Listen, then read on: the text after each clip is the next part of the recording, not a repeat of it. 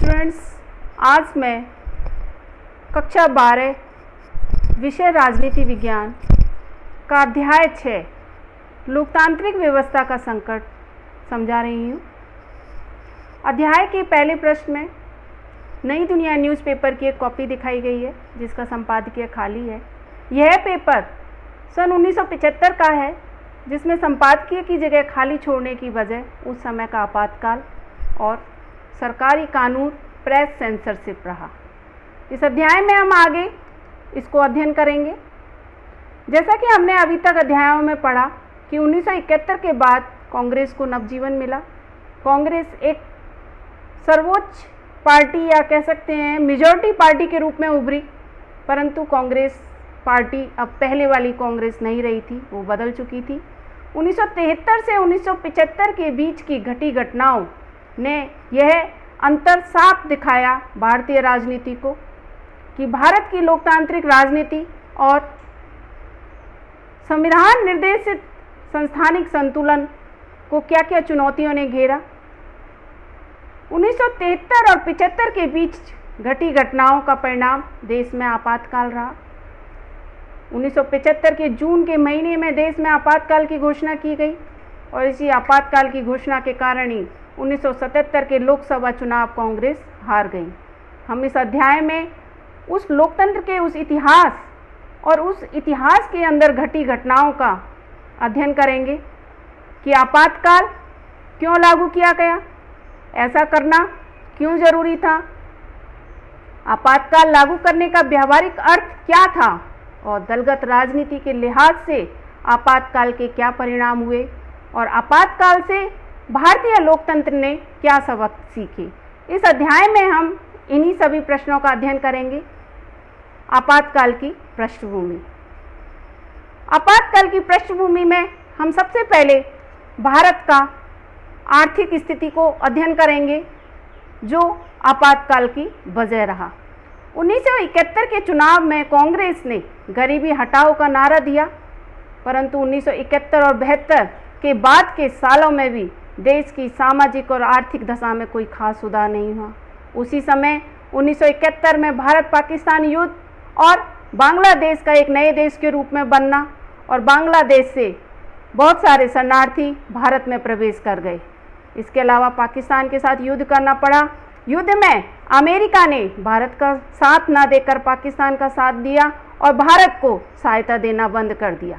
इसी अवधि में अंतर्राष्ट्रीय बाजार में तेल की कीमतों में कई गुना बढ़ोतरी हुई और इससे विभिन्न चीज़ों की कीमतों में भी तेज़ी से बढ़ोतरी हुई। औद्योगिक विकास का दर बहुत कम हो गया, बेरोजगारी बढ़ने लगी। यह बेरोजगारी शहरों में ही नहीं ग्रामीण इलाकों में भी काफ़ी बढ़ी। खर्चे को कम करने के लिए सरकार ने अपने कर्मचारियों के वेतनों में रोक लगा दी। इससे सरकारी कर्मचारियों में भी बहुत असंतोष पनपा और उसी समय 1972 और 73 के वर्ष में भारत में मानसून भी असफल रहा। कृषि की पैदावार पर इसका फर्क हुआ। खाद्यान्न का उत्पादन 8% कम हो गया। देश में चारों तरफ असंतोष का माहौल था और गैर कांग्रेसी पार्टियों ने भी इसका फ़ायदा उठाकर कांग्रेस के विरुद्ध एक गठबंधन या कह सकते हैं कि वो एकजुट हो गए। 1960 के दशक में ही छात्रों के बीच भी विरोध के स्वर उठने लगे और ये स्वर इस अवधि में और ज़्यादा अग्रसित हुए। इसी बीच भारतीय राजनीति में और संसदीय राजनीति में विश्वास न रखने वाले कुछ मार्क्सवादी समूहों की सक्रियता भी इस अवधि में बढ़ी। मार्क्सवादी लेनिनवादी अथवा नक्सलवाद के नाम से जाने गए ऐसे समूह पश्चिमी बंगाल में सबसे ज़्यादा सक्रिय थे।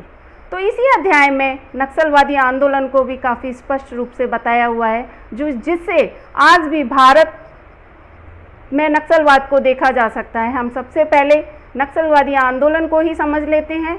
पश्चिमी बंगाल के पर्वतीय जिले के दार्जिलिंग के नक्सलवाड़ी पुलिस थाने के इलाके में 1967 में एक किसान विद्रोह उठ खड़ा हुआ। इस विद्रोह की अगुवाई मार्क्सवादी कम्युनिस्ट पार्टी के कार्यकर्ता कर रहे थे।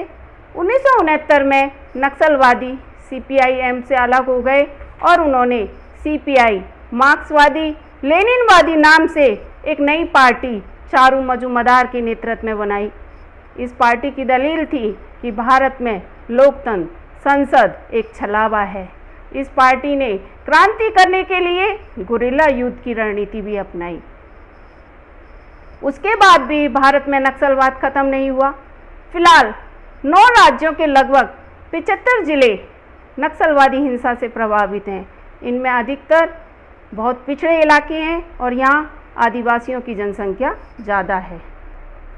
ये आदिवासी लोग अपने हकों के लिए लड़ते रहते हैं और सरकार ने इन आंदोलनों को निपटाने के लिए काफ़ी कदम उठाए हैं और इस नक्सलवादी हिंसा में अभी तक देश के अंदर काफ़ी हज़ारों लोगों की जान भी गई है। अब हम आते हैं छात्र आंदोलन, जो कि आपातकाल के एक कारण रहा। गुजरात और बिहार के आंदोलन। गुजरात और बिहार दोनों ही राज्यों में कांग्रेस की सरकार थी। यहाँ के छात्र आंदोलनों ने उस प्रदेश की राजनीति पर तो असर डाला ही, राष्ट्रीय स्तर की राजनीति भी उससे अछूती नहीं रही। 1974 के जनवरी के महीने में गुजरात के छात्रों ने खाद्यान्न, खाद्य तेल तथा अन्य आवश्यक वस्तुओं की बढ़ी हुई कीमत तथा उच्च पदों पर जारी भ्रष्टाचार के खिलाफ आंदोलन छेड़ दिया। छात्र आंदोलन में बड़ी बड़ी राजनीतिक पार्टियां भी शरीक हो गईं और आंदोलन ने विकराल रूप ग्रहण कर लिया। गुजरात में राष्ट्रपति शासन लगा दिया गया। विधानसभा के चुनाव दोबारा करने की मांग होने लगी। कांग्रेस ओ, जिसके नेता मोरारजी देसाई थे, उन्होंने नए सिरे से चुनाव कराने की बात की और नहीं तो अनिश्चितकालीन भूख हड़ताल पर बैठ जाने की कंडीशन रखी। इसी क्रम में 1975 के जून में विधानसभा के चुनाव हुए, जिसमें कांग्रेस चुनाव को हार गई। 1974 के मार्च के महीने में बढ़ी हुई कीमतें, खाद्यान्न का अभाव, बेरोजगारी और भ्रष्टाचार के खिलाफ बिहार में छात्रों ने भी आंदोलन छेड़ दिया। आंदोलन को नेतृत्व जयप्रकाश नारायण ने किया। आंदोलन का नेतृत्व अहिंसक ढंग से किया जाएगा और इस आंदोलन को सिर्फ बिहार तक सीमित ना रखकर राष्ट्रीय स्तर तक पहुंचाया जाएगा। इन्हीं कुछ शर्तों के साथ जयप्रकाश नारायण इस आंदोलन में शामिल हो गए। जयप्रकाश नारायण ने सामाजिक, आर्थिक और राजनीतिक दायरे में संपूर्ण क्रांति का आह्वान किया और उन्हीं के शब्दों में तभी सच्चे लोकतंत्र की स्थापना की जा सकती है। आंदोलन का प्रभाव राष्ट्रीय राजनीति पर पड़ना शुरू हो चुका था। इसी पृष्ठ के अंदर जयप्रकाश नारायण का वो नारा भी लिखा गया है, संपूर्ण क्रांति अब नारा है, भावी इतिहास हमारा है। 1974 के बिहार आंदोलन में ये नारा दिया गया। इसी के साथ इसी पृष्ठ पर एक नारा और बताया गया है, Indira is India, India is Indira. ये कांग्रेस के अध्यक्ष D.K. बरुआ ने 1974 में नारा दिया था।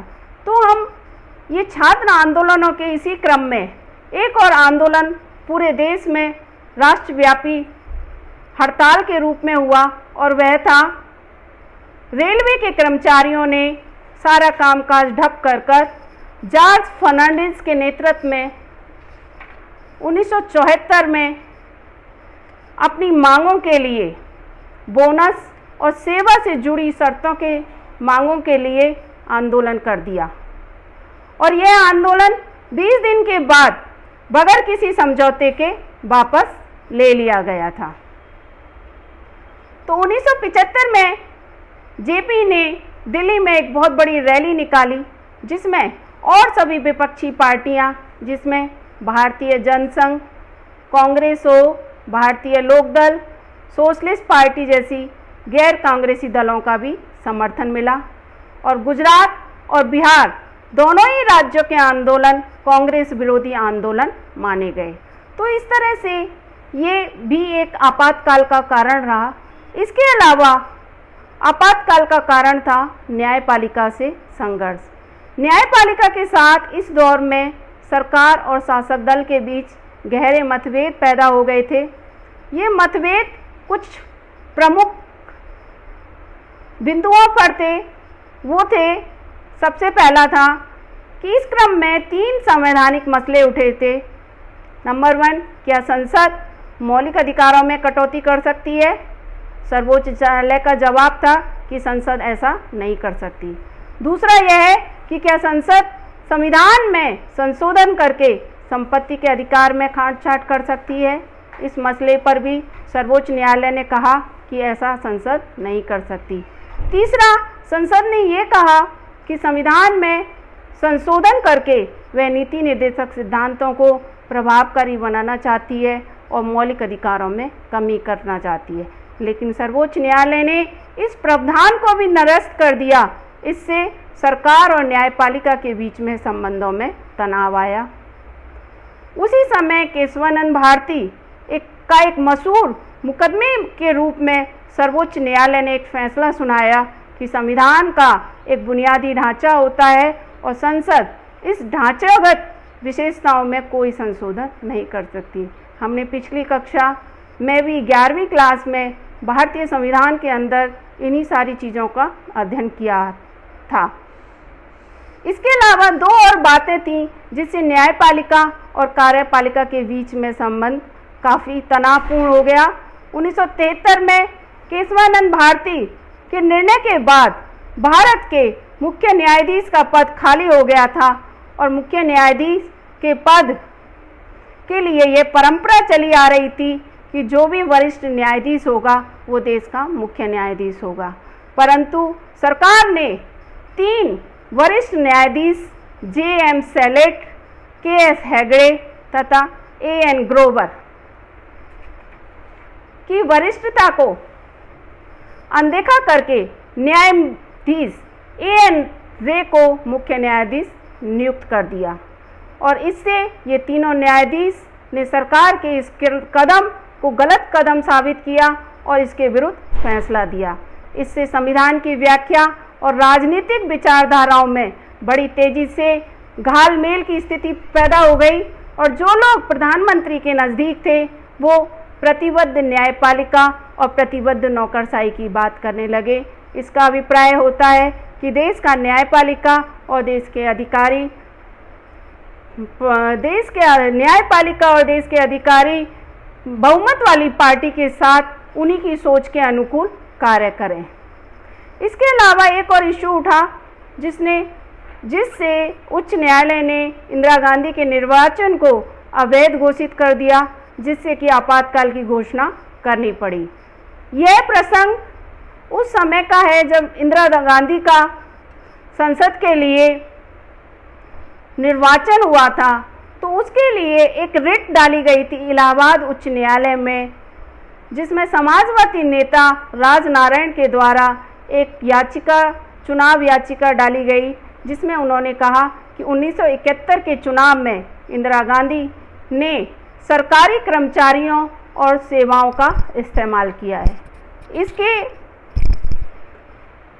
इस याचिका में इलाहाबाद उच्च न्यायालय ने 12 जून 1975 को इंदिरा गांधी के निर्वाचन को अवैधानिक करार दे दिया। इससे भी कांग्रेस पार्टी में रोष था और इसके खिलाफ एक याचिका सर्वोच्च न्यायालय में 24 जून 1975 को डाली गई और जिसमें सर्वोच्च न्यायालय ने इलाहाबाद उच्च न्यायालय की याचिका को आंशिक स्थगन आदेश सुना दिए कि जब तक इस अपील की पूरी कार्रवाई नहीं हो जाती तब तक इंदिरा गांधी सांसद बनी रहेगी, लेकिन लोकसभा की कार्रवाइयों में भाग नहीं ले सकती। तो संकट और सरकार का फैसला, तो सरकार चारों तरफ से घिर चुकी थी। एक तरफ जयप्रकाश नारायण इंदिरा गांधी के इस्तीफे के लिए दबाव डाल रहे थे। उन्होंने 25 जून 1975 को दिल्ली के रामलीला मैदान में एक विशाल प्रदर्शन किया और उनके इस्तीफे की मांग करने लगे। जेपी ने सेना, पुलिस और सरकारी कर्मचारियों को आह्वान किया कि वे सरकार के अनैतिक और अवैधानिक आदेशों की पालना ना करें, जिससे कि सारा ही देश का राजनीतिक मिजाज कांग्रेस के खिलाफ हो रहा था। इन सब घटनाओं के मद्देनज़र 25 जून 1975 को देश में गड़बड़ी की आशंका को तर्क बनाते हुए आपातकाल की घोषणा करती गई, क्योंकि अनुच्छेद 352 यह बात कहता है कि देश में बाहरी और अंदरूनी गड़बड़ी की आशंका होने पर सरकार आपातकाल लागू कर सकती है।